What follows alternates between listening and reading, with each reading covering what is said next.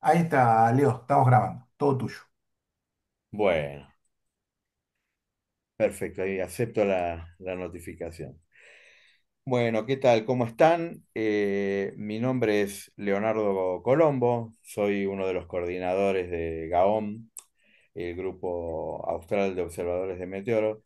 Y bueno, estamos llegando a la séptima edición de la campaña de búsqueda de asteroides, campaña argentina de búsqueda de asteroides, una iniciativa de ciencia ciudadana que siempre nos convoca y que, bueno, siempre adquiere una dimensión de importancia a nivel científico, ¿no? El aporte que podemos hacer como aficionados a un tema como es la búsqueda de asteroides, sensible desde muchos puntos de vista, eh, inclusive desde lo que decimos siempre, ¿no? De la seguridad, de la defensa planetaria, ¿no? El riesgo que implican los asteroides para el planeta.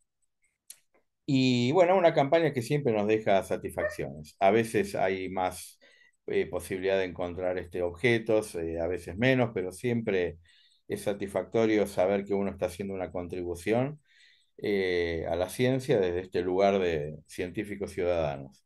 Así que bueno, hoy vamos a arrancar la primera de las charlas que va a girar en torno a las generalidades, clasificación, de qué estamos hablando cuando hablamos de asteroides, ¿no? ¿Qué son los asteroides? Y bueno, algo de la tecnología también que se utiliza para la adquisición de datos e imágenes para su estudio y para su detección, ¿no? Que es lo que fundamentalmente aborda estas campañas de la IASC. La IASC es una asociación internacional de colaboración de búsqueda astronómica, que bueno, realiza estas campañas porque la cantidad de datos que proporcionan los telescopios, los instrumentos dedicados a la detección y estudio de los asteroides son cada vez más. Hay una tremenda cantidad de datos y el punto flojo, digamos, ¿no? Ahí el cuello del embudo, el cuello de botella, es la capacidad para el análisis, ¿no?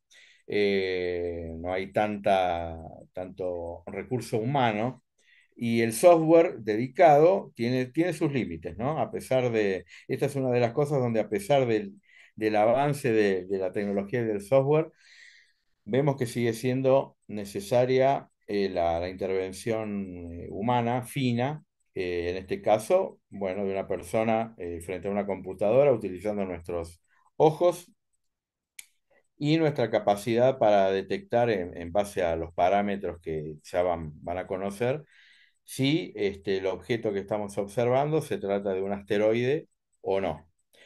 Esa es fundamentalmente la función de la campaña, ¿no? El poder detectar nuevos asteroides. Y bueno, como decimos siempre, con un estímulo grande, que es la posibilidad de ir confirmando esas detecciones hasta llegar al otorgamiento de un descubrimiento definitivo que inclusive nos dé la posibilidad de darle nombre a un objeto, a un asteroide.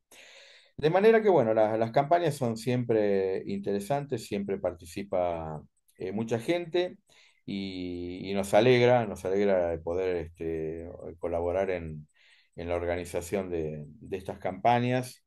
Nos alegra ver que se sigue sumando gente y nos alegra ver también la gente que habitualmente participa, que sigue ahí al pie del cañón.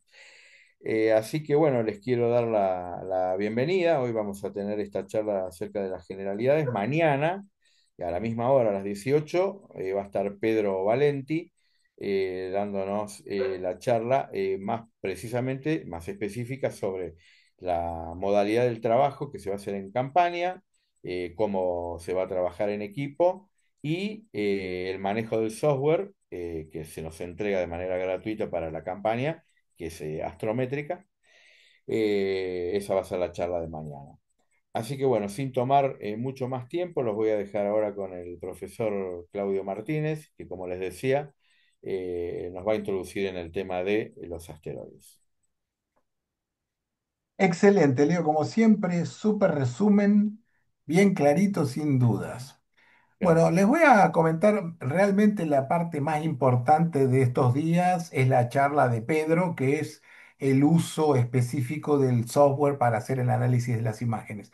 Pero para el que no sepa absolutamente nada, le hacemos siempre una introducción que tiene que ver con el tema de los asteroides, la cuestión histórica de los asteroides y lo que se viene con respecto a los descubrimientos. O sea, vamos a dar un paneo general. No es muy largo tampoco, son 40 y pico de imágenes que las vamos a pasar bastante rápido. Lo que les pido es que si tienen alguna duda o la escriban en el chat o abran el audio, mejor, hablan el audio y preguntan directamente. O sea, interrumpan en el momento porque si no después se pierde. Y sean confianzudos, no tengan vergüenza, aunque acá ya veo a unos cuantos conocidos que de vergüenza no tienen nada. Entonces, ahí empezamos. Ahí supongo que ya lo están viendo. Tenemos la campaña 2025 de varias campañas exitosas que ya ha habido y que por suerte con la insistencia de Leo y los organizadores están cada vez hay más gente que participa y cada vez más gente que hace crecer esta campaña. Entonces, vamos a ir bien despacito desde el cero. Estos muchachos que son prácticamente los iniciadores de la astronomía desde la matemática, en 1772, tal vez conozcan la ley de Bode-Titius o Titius-Bode, que lo más justo es decirle Titius-Bode porque a Titius se le ocurrió y Bode, que tenía mejor llegada, es como que tenía mejor marketing, la promocionó y quedó en parte como que era de él, pero la realidad es que es una idea de Titius. Inclusive ya si quieren, por una cuestión de chusmerío, fíjense que Bode uno de los ojos, fíjense que normalmente los cuadros que se hacían eran como la imagen de la izquierda, mirando hacia la izquierda. Body no, porque tenía un ojo que lo tenía horrible, entonces siempre trataba de que sus imágenes fueran del otro lado. El chumerío de la época. Fíjense que esto es bastante, unos 10 años antes del descubrimiento de Urano, o sea, estábamos hablando del sistema solar recontrabásico apenas conocido hasta Saturno, con una cuestión histórica de miles de años que aparentemente lo más lejano que había era Saturno, aunque en el interín ya Halley había metido la cuchara con respecto al cometa. Entonces se sabía que el sistema solar podía ser más grande de lo que se suponía. El punto es que estos muchachos hicieron, Titius, para ser justo, Titius se le ocurrió una relación matemática muy sencilla, que es esta que ven acá. La que ven acá arriba, que es una cuentita que hay que hacer poniendo números 0, 3, 6, 12, una progresión matemática, y esa cuenta, esa ecuación le da la distancia de los planetas. Recuerden que estamos hablando que no se conocía, se conocía hasta Saturno, entonces daba muy bien. Fíjense que la ley daba 0,4 y la realidad era 0,39. Realmente daba muy bien los números. Hoy en día se considera que la ley funciona porque el sistema solar no es una serie de objetos, sino que es un sistema completo que requiere cierta estabilidad y ciertas posiciones para que estén esos objetos ahí de una manera estable. Entonces, por ese motivo, hay una correlación, inclusive la correlación está en algunos planetas del sistema solar y también se ha encontrado la correlación en otros sistemas solares. O sea que tiene una importancia interesante la ley. Pero lo que pasó, lo más interesante es que daba un objeto entre Marte y Júpiter que no existía, no se conocía. Cuando uno ve modernamente, el promedio de los asteroides da prácticamente lo que decía la ley. O sea que ya se veía venir en 1770 que faltaba algo en el sistema solar. En el sistema solar debería haber algo más. Y ese algo más lo descubrió este muchacho, Giuseppe Piazzi.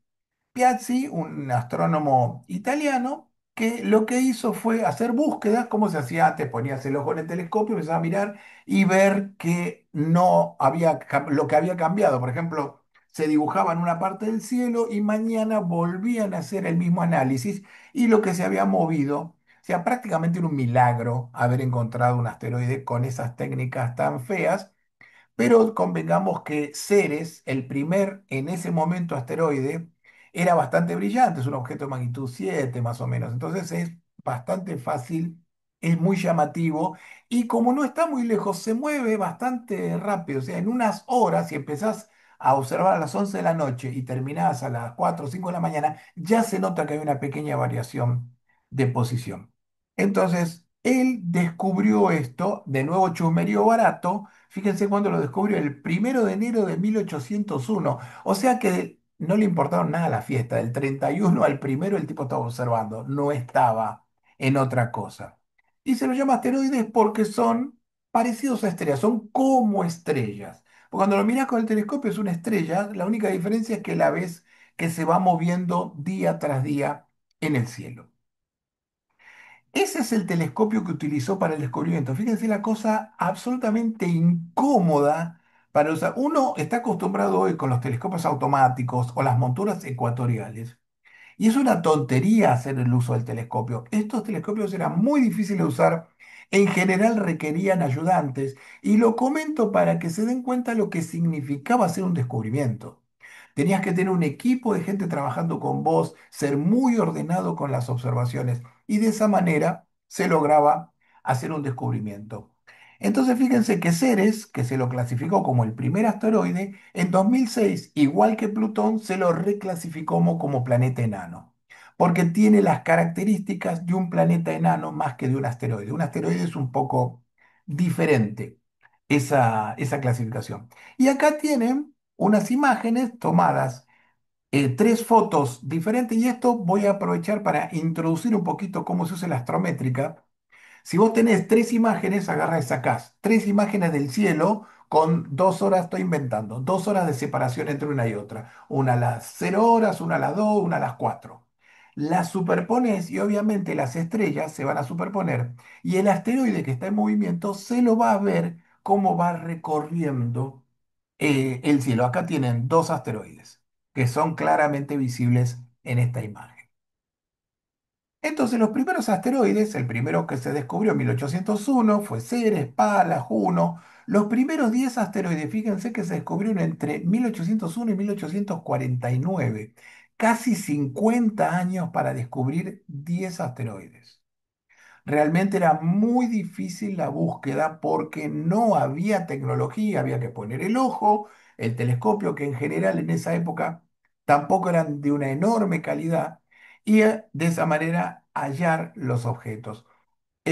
Fíjense que hasta principios de 1900, o sea, hasta 1900 había menos de 500. ¿Por qué? Porque necesitas tecnología para grandes descubrimientos. La fotografía fue el primer salto de descubrimiento y después las cámaras SD, los telescopios de gran campo, los telescopios automatizados hicieron el resto. Entonces hoy día los asteroides están divididos en familias que dependen de muchas características diferentes. Estamos haciendo una charla muy general de más de 100 metros, que normalmente es el límite que se pone, se considera que cerca de la órbita de la Tierra, o sea, NEOS, debe haber 25 millones. O sea, un montón, y están todos para descubrir. Y otra cosa característica es que existen en todo el sistema solar. Hay asteroides cerca de Mercurio y cerca de Neptuno. No hay una, hay unas zonas de mayor probabilidad, como vimos antes, entre Marte y Júpiter. Hay un anillo, hay una cantidad importante de asteroides. Los orígenes de los asteroides.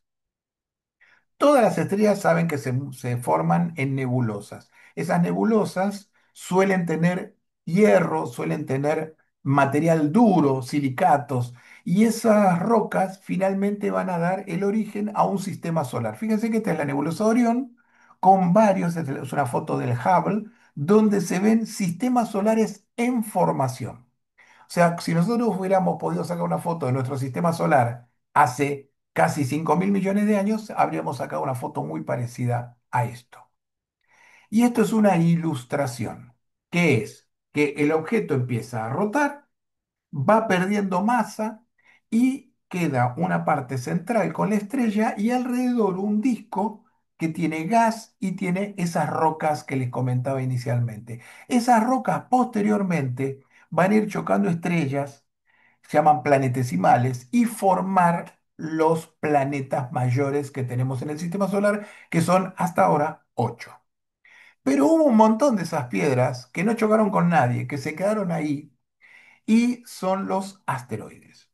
No llegan a ser. Entonces acá tienen un resumen de la nube primitiva, va condensándose, se van formando los planetas hasta que quede el sistema solar con las órbitas que hay. Normalmente acá tienen inclusive algunas ilustraciones donde se ve cómo debería ser el sistema solar al principio, que estaba el Sol recién encendido y un montón de rocas girando a su alrededor. Estas rocas, repito, formaron los planetas y las que quedaron son los actuales asteroides. Por eso son tan importantes, porque los asteroides lo que están haciendo es dar una muestra de lo que es el sistema solar, cómo era el sistema solar inicial. Por eso son tan importantes, al igual que los meteoros, que los meteoritos. Acá tenemos más o menos la definición de los objetos menores del sistema solar. A nosotros nos interesa los asteroides. Son rocas relativamente pequeñas, pequeñas me refiero de 600 kilómetros, que es el mayor para abajo, hasta cuál es el límite. Normalmente se toma como límite de un asteroide 10 metros, aunque como ven acá, toma más bien 1 metro. Pero lo más habitual es que se tome como 10 metros el límite. Por debajo de esos 10 metros es un meteoroide. Por arriba es un asteroide hasta llegar a los planetas enanos y después los planetas tradicionales. Entonces, por eso es importante este diagrama, esta infografía en realidad, porque nos da mucha información. ¿Por qué un asteroide no es un cometa? Porque los cometas están hechos fundamentalmente de hielo. Tienen órbitas mucho más estiradas y hace que formen una cola y una coma alrededor, o sea, la cabeza del cometa y forme la cola. Pero no quita que hay asteroides o cometas que terminan muriendo en el sentido de que ya no tienen más gas y como tenían algunas rocas, los vemos como asteroides. Y son indiferenciables un asteroide de un cometa muerto a un asteroide tradicional. Acá tienen el sistema solar tal cual lo conocemos hoy, con los planetas más cercanos. Ven que hay asteroides que cruzan las órbitas, como lo siguen los Apolo. Ceres está bien metido dentro del cinturón entre Júpiter y Marte. Esto es una representación medianamente simple de la parte interna del sistema solar. Y acá tienen algunas imágenes reales de asteroides. Fíjense que Vesta, que es uno de los más grandes, tiene 500 kilómetros, 530 kilómetros, y fíjense que es bastante esférico dentro de todo, aunque tiene algunos chichones importantes. Todavía no se lo puede clasificar como planeta enano. Todavía tiene características de asteroide. Y acá tienen un montón de asteroides más. Fíjense que hay algunos que son como este Itokawa, que es microscópico comparado, pero hay otros como Lutetia, Matilde, ven que tienen. Inclusive, otra cosa interesante es que los asteroides suelen tener lunas. Fíjense que Ida, 243 Ida, tiene su lunita que se llama Dactil, que es esta chiquitita que está acá. Entonces, esto es habitual y ya que estamos, disculpe, pero estoy con la garganta medio tomada. Ya que estamos, les comento que se han encontrado asteroides con anillos. Acá tienen algunas imágenes más de asteroides. Fíjense que acá tienen otra vista de Vesta, Matilda, Eros, bueno, y ahí con la escala. Pero fíjense, este que está acá es Itokawa, ese último que vimos que era un puntito. Itokawa es este. Fíjense, comparado con la ISS, es realmente pequeño, tiene 500 metros. No me gustaría que nos cayera encima, ¿no? Pero como asteroide es pequeño. ¿Cómo son los asteroides? Ahí tienen de nuevo Itokawa esta está tomada por la nave Hayabusa, una nave japonesa, que fíjense cómo se nota que son pilas de escombros. Los asteroides pequeños se pensaba que eran como rocas, pero en realidad los asteroides pequeños son acumulaciones de rocas. Se ven pilas de escombros o montañas de escombros, si querés, es lo más parecido. Y fíjense que muchas veces también tienen estas formas como que están torcidos. ¿Por qué? Porque son dos rocas principales apoyadas una arriba de la otra por la mínima gravedad y después un montón de rocas que están ahí. O sea que son realmente que muchos de los pequeñitos son pilas de escombros. Las búsquedas de estos bichos, que ahí sí esto es parte de lo que tenemos que ver. Acá tienen los telescopios, estos son los telescopios que van a usar, porque en realidad van a usar las imágenes obtenidas por estos telescopios. Acá tienen el Catalina de 1,5 metros de diámetro, ven qué lindo telescopio, y el Pan-STARRS 1, que hay dos iguales de 1,80 m. Estos son entonces los telescopios que van a usar. Y este GIF me voy a detener un rato largo porque les va a ser de utilidad para entender mañana cuando Pedro explique. Fíjense, acá hay varios asteroides. Fíjense la mirada en cualquier estrella. Ven que no cambia. Puede ser que se vea un poquito más brillante, un poquito más oscura, porque depende de la calidad de la noche en ese momento el foco que tiene cambia un poquito, se ve un poquito más turbia, pero siempre se superpone una arriba de la otra. Miren esto que está acá. ¿Ven que aparece algo y desaparece? Eso es una falla. ¿Por qué? Porque la imagen tiene fallas. Porque es simplemente una máquina que puede tener alguna información equivocada. Entonces muchas veces aparecen imágenes que no son reales. Entonces, ¿cómo hacer para diferenciarla? Por ejemplo, acá hay otra. ¿Ven que aparece acá? Hay otra imagen que aparece y desaparece. Primero, un asteroide tiene que aparecer en las tres imágenes, porque lo que estamos viendo es, si está en una sola, es una falla. Si está en las tres, entonces es factible. Y tiene que cumplir otra condición, que es que la distancia entre las tres sea la misma. Fíjense que acá, este asteroide, fíjense que es una, dos, tres, una, dos, tres. Se ven que siempre va haciendo la misma distancia. Todo lo que sea en asteroide este se ve bastante mejor porque es más rápido el movimiento. Fíjense que hay inclusive algunos que están como este en el borde, que hay que prestar mucha atención en los bordes de las imágenes porque complica. Y acá hay un asteroide nuevo que se descubrió en esta imagen en particular. Este tipo de imágenes son las que van a tener que analizar. Tres fotos iguales de la misma zona que van saltando y hay que revisarla completamente. Pero ya eso no me quiero superponer a Pedro, así que lo vamos a dejar acá. Estas son las tasas de descubrimiento de distintos telescopios automáticos. Fíjense que si nos vamos a 1980, cuando apenas había telescopios haciendo búsquedas automáticas, no apenas, no había telescopios haciendo búsquedas automáticas, o sea, muchos aficionados inclusive descubrían asteroides porque, uy, mira, de casualidad saqué una foto y le enganché. Es lo normal era que fuera así. Entonces, fíjense que la tasa de descubrimientos año tras año no es muy grande. ¿Qué pasó por esta zona? Empezaron a funcionar los telescopios automáticos. Entonces la cantidad de asteroides que se fueron descubriendo se disparan de una manera casi exponencial. Fíjense que los rojos son los de 1 kilómetro o más. ¿Qué quiere decir? Que esta curva sube suavemente y más o menos en el 2006, 2008 es como que se pone horizontal. ¿Qué quiere decir eso? Que lo que está pasando es que se descubrieron todos o casi todos los asteroides de 1 kilómetro más. Entonces se estabiliza porque se mantiene siempre la misma cantidad año tras año, no hay un crecimiento. Estos, los amarillos o mostaza, tienen más de 140 kilómetros. Perdón, 140 metros, ya estaba diciendo cualquier cosa. Entonces, estos, como son pequeños, hay muchos más y hay muchos que no han sido descubiertos. Entonces, fíjense que esto sigue y la tendencia es que va para arriba. Vamos a seguir descubriendo, porque tiene que haber todavía muchos. Ya en el 2022 había 10.000 y esto sigue creciendo año tras año. Pero fíjense los más chiquititos, los que estarían fuera de todos, los más pequeños, es tremenda la subida porque justamente al ser muy pequeños hay muchísimos y nos faltan descubrir muchísimos. Entonces, esta es la historia hasta hoy, o el año pasado, en 2022, creo, sí, 2022, el último. Pero fíjense que apareció este telescopio, el Vera Rubin, telescopio de 8 metros de diámetro, 8 metros 40, con cámara, una cámara que capta 3 grados del cielo, o sea, 6 veces la luna en cada foto. Y lo único que hace es sacar y sacar fotos y compararlas para descubrir asteroides.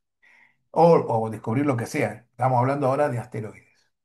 Entonces, con este telescopio, si esta es la tasa de descubrimientos que había hasta 2022, el Vera Rubin se estima que va a ser esto que está acá, hasta acá arriba. O sea, fíjense la subida monumental. Por decir, pero ¿puede ser posible que tenga la capacidad para descubrir en un año? O sea, del 2025 que empezó hasta el 2026 es esto. ¿Puede descubrir esta cantidad de asteroides? Bueno, es tan así que en 7 días de trabajo descubrió 2104 asteroides nuevos. Fíjense que todos esos puntitos es un campo del cielo que tomó, fueron replicando en 7 días y descubrieron 2100 asteroides. O sea, sí, realmente es una máquina de descubrir cosas. Por eso estábamos hablando al principio con Leo que ojalá que hagan un acuerdo con la IAS para poder usar estas imágenes porque la tasa de descubrimiento se va a ir al infinito y son dominio público. Acá les muestro una imagen de un asteroide que está muy bien estudiado, Bennu, que tiene 260 metros y que es muy, muy característico de un asteroide pequeño. Cuando nosotros nos estuviéramos en una nave espacial y vamos a cualquier asteroide que tenga 300 metros y nos asomamos, vamos a ver algo parecido a esto. Un montón de piedras apoyadas porque ni siquiera están muy pegadas. Si vos, fíjense, tiene 3 milésimas de G. O sea que lo soplás un poco más que lo soplás y ya se van de la... Mira, acá está. 2 a 4 centímetros por segundo. Una vez que pones eso a esa velocidad, queda en órbita o directamente se va. Otra misión muy, muy relevante fue la misión DART. La misión DART, que era un impacto cinético para ver si se podía desviar un asteroide, porque también el tema de descubrirlos es en parte para tratar de evitar el peligro de neos, de asteroides muy cercanos a la Tierra, más allá de que este tipo de búsquedas encontrase en todo el sistema solar, pero una parte muy importante es esto. Y el resultado es, si encontramos uno que está viniendo hacia la Tierra, en este momento existe una prueba que es DART con el choque y desvío de un asteroide. Fíjense que esta es la filmación, es un GIF, pero es la filmación real de DART acercándose a la luna Dimorphos. Ese que va pasa ahí es el cuerpo central y esa es su pequeña luna. Y ahí es cuando es realmente muy complicado, porque está yendo muy rápido hasta que chocó contra la Luna. Se esperaba que el cambio de período fuera muy pequeño, de alrededor de 1 minuto, dos, tres. Fueron 33 minutos el cambio. O sea que realmente tenemos capacidad de modificar un asteroide no muy grande, de 300, 500, 1 kilómetro. Podemos llegar a desviarlo en este momento. Fíjense que estas fotos son el resultado final de la colisión. Esta la tomó José Luis Sánchez de Rosario con un telescopio de 40 centímetros de diámetro, donde se ve la cola que se hizo de todo el material que fue desparramado por el impacto. Y acá tienen el Hubble, donde se ven rocas que están por ahí. Todos esos puntitos son rocas de alrededor de 10 metros que salieron volando de la superficie del asteroide. Esto era para que se queden tranquilos que si pasa algo podemos hacer algo, si se descubre uno que venga directamente hacia la Tierra. Después, ¿cómo se hace para saber qué tamaño tiene? Si es un puntito. Esto es una cosa que siempre... Pero si es una estrellita, ¿cómo sabes que mide tanto? Eso se hace por una cuestión que se llama magnitud absoluta. Y para los que sepan un poco más de astronomía, saben que la magnitud absoluta está asociada a las estrellas normalmente. Pero hay una magnitud absoluta dentro del sistema solar, que es el brillo que tendría el asteroide si estuviera a la misma distancia, a una unidad astronómica que es la distancia Tierra-Sol, del Sol y de la Tierra. ¿Qué brillo tendría? Eso es la magnitud absoluta de un asteroide. Eso da como valores que según esta magnitud, fíjense que hay un diámetro determinado. Si tiene magnitud 17, tiene más o menos 1400 metros; si tiene magnitud 28, tiene 9 metros. Entonces, ¿esto es seguro? No, no es seguro, porque depende de la reflectividad de la superficie, lo que llama el albedo. Ven que dice para 15% de albedo, que quiere decir que refleja el 15% de la luz del Sol. ¿Por qué se usa 15? Porque es más o menos el promedio de todos los asteroides que conocemos. Entonces, mejor esto que no saber nada. Por eso, cuando se descubre un asteroide y te dice mide 20 y después al mes te dice no, en realidad mide 4. ¿Por qué? Porque se ajustó el tema del albedo o se pudo determinar de alguna otra manera el tamaño. Pero esto nos da una idea bastante buena de cuál es el tamaño del asteroide que estamos observando. Fíjense que acá tenemos de nuevo la magnitud absoluta. Estos son asteroides reales donde está la magnitud absoluta, el diámetro con respecto a magnitud absoluta y el albedo que tiene. Ven que hay un valor desparramado de albedos, pero más o menos se puede considerar que son del 15% la mayoría. Y acá tienen también otra cosa, que son los tamaños reales que tendrían si los sumamos. Fíjense, acá tenemos la cantidad de asteroides con respecto al tamaño. Entonces, de 1000 kilómetros, tenemos uno solo, y ni siquiera es asteroide, que es Ceres. Entonces ven que es uno solo. Pero cuando vamos a 10 kilómetros, hay 10.000. Cuando vamos a 1 kilómetro, hay 1.000.000. Entonces, de esa manera se puede ir determinando cuántos hay. Y la idea es tender a encontrarlos todos. Lo más importante es encontrarlos. Y estas son las búsquedas que se hacen. Este gráfico es bastante parecido, que es el tamaño del asteroide de 10 kilómetros a nada, 0,01, o sea, 10 metros. Y fíjense que tenemos la cantidad descubierta en 2014, que obviamente los más grandes están todos descubiertos, pero los chiquitos casi nada. Esto va creciendo. Este es el valor estimado de todos los que hay. Fíjense que el 2014 todavía nos falta todo esto descubrir. Toda esa línea verde va a ir subiendo hasta llegar al estimado máximo de asteroides que existen. Estas búsquedas son justamente para eso, para poder hacer que ese gráfico vaya para arriba y tengamos la seguridad de encontrarlos todos. Otra cosa que muestran los asteroides son variaciones de brillo. Las variaciones de brillo tienen que ver con la forma del asteroide. Si el asteroide fuera más o menos esférico y más o menos tiene la misma reflectividad en toda su superficie, no va a haber cambios. O sea, el tipo va a girar y se va a hacer como una línea recta, no va a cambiar de brillo en el tiempo. Imagínense que acá abajo está el tiempo y acá en la vertical, en el Y estaría el brillo y en el X estaría el tiempo. Entonces, un asteroide muchas veces lo mira así, no cambia porque no es demasiado irregular. Pero por suerte, muchos asteroides, ya vimos muchas fotos reales, los asteroides son deformes. Y eso es una gran ventaja porque, por ejemplo, este asteroide, si nosotros lo estamos viendo, imagínense que tuviera la forma de esta lapicera. Lo que está haciendo es girar así. Como está girando de esa manera, para ustedes observadores, está siempre reflejando la misma cantidad de luz. Imagínense que esto se ve como un puntito nada más. Entonces, si está pasando eso, no veo cambio de brillo. Pero si lo estoy viendo así de costado y gira así, acá va a reflejar mucha luz porque hay mucha superficie y cuando está así va a reflejar poca. Entonces va a haber una variación de brillo, tal cual lo ven en este segundo diagrama.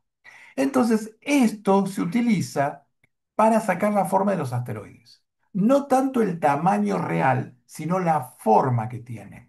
¿Por qué? Porque esa variación me permite reconstruir la imagen. Acá tienen una curva real de brillo de un asteroide, el asteroide Steins, donde se ve cómo va cambiando. No es mucho el cambio, fíjense que son para los que sepan es una dos décimos de magnitud, pero no importa, es algo que es absolutamente medible. Obviamente, si yo mido el tiempo desde acá hasta acá, voy a tener el periodo de rotación del asteroide. Sé cuánto es su día, cuánto mide su día. Que fíjense que acá está marcado 6 días y pico, 6,052 días. Pero también, si yo veo al asteroide en distintos momentos, porque si está de aquel lado de la órbita, me va a mostrar una forma, pero si está de aquel lado de la órbita, me muestra otra. Entonces, en base a ese, fíjense, este asteroide, acá tiene una variación mínima, acá se hace mayor, en otra fecha, fíjense, el 65, el 72, 1972, 1984. ¿Cómo va cambiando? ¿Por qué? Porque como el asteroide es muy irregular, en base a todas estas variaciones puedo reconstruir, como se ve acá a la derecha, la forma aproximada del asteroide. Cuanto más observaciones se hacen, mejor es el modelo. Pero si yo no tengo manera de ir hasta el asteroide, no es fácil saber su tamaño real. Una de las maneras de que se hace es con esto, con ocultaciones de estrellas por asteroides. Los asteroides se van moviendo y aunque se vean puntuales, la estrella de verdad es puntual. El asteroide tiene un pequeño tamaño mínimo, pero que existe. Y al cruzarlo, podemos verlo. Imagínenselo como que hay un avión pasando y hay una persona, yo estoy acá y a 20 metros allá hay otro, a 30 metros hay otro, cada uno podemos ver que el avión pasa y vamos a ver distintos tiempos en los cuales el sol disminuye el brillo. Con eso puedo sacar la forma del avión o puedo sacar la forma del asteroide. ¿Esto se hace? Sí, esto se hace. Esto se hace habitualmente y realmente es una herramienta fenomenal porque me da el tamaño real que tiene el asteroide. Por ejemplo, miren esto. Esta es una observación que se hizo en Estados Unidos donde son muy, muy activos. Fíjense que el asteroide Antíope es doble. Y cada una de esas líneas es cada uno de los observadores. Un tipo miró acá, otro tipo miró acá y así. Entonces hace como un corte, una silueta del asteroide. Fíjense que acá se llegó a reconocer inclusive las formas deformadas del asteroide. Y acá, a pesar de que no hubo tantas observaciones, es bastante más redondo entonces, con esto se puede saber bastante bien el tamaño real del asteroide y ajustarlo para tener idea qué tamaño tiene. Entonces, como ven, hay un montón de distintas observaciones que se hacen para poder hacer esto. Pero sin la presencia de ustedes que lo descubran, es lo mismo que nada. Porque si no lo conoces, no lo vas a observar. Entonces, estos son pasos posteriores a el descubrimiento. Entonces, lo primero y fundamental es el descubrimiento del asteroide.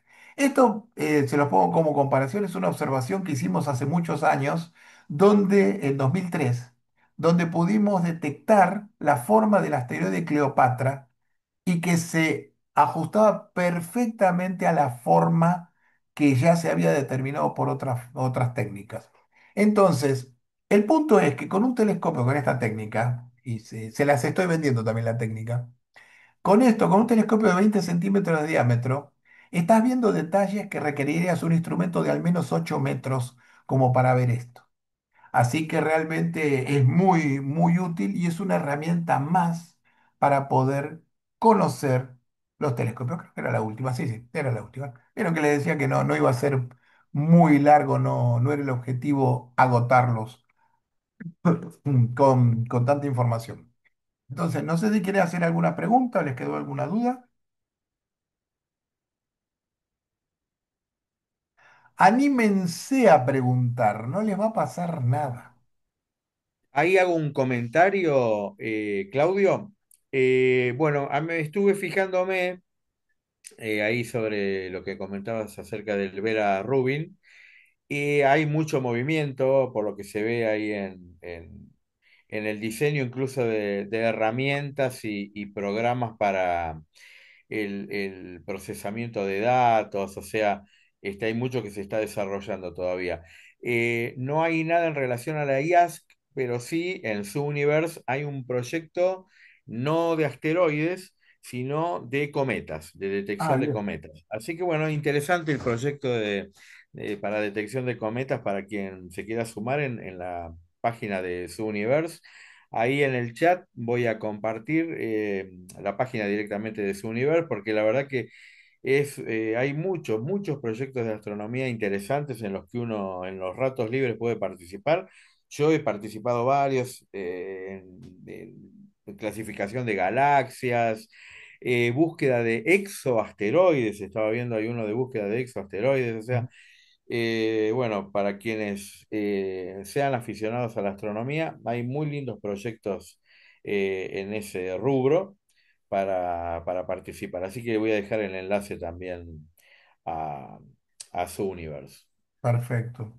Sí, no, es que es realmente, como que ya he comentado alguna vez, la astronomía tiene, lo lindo que tiene la astronomía es que podés avanzar casi profesionalmente siendo amateur, haciendo cualquier otra actividad, podés llegar a hacer descubrimientos que no es muy común otras ciencias que pueda llegar a lograrse eso. Entonces ustedes, si se dedican a esto, lo hacen con calma, con pasión, analizando las fotos, se empiezan a hacer descubrimientos. Hay que tener paciencia.